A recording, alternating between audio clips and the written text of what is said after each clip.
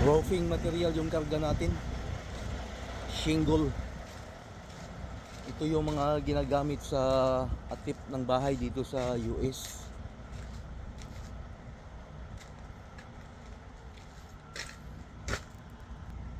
Yan o, roofing.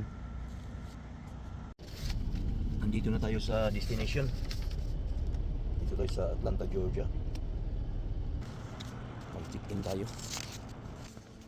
Makalaging warehouse, ano? Pasok tayo dito. On break sila. Na-unload na tayo. Ang bilis. Sandali lang, ano? Isa na lang. Last one. Now I need to pick up ang paperwork. Yun na guys, yung paperwork natin. Alis na tayo. Ooh, what a job! But someone need to do it.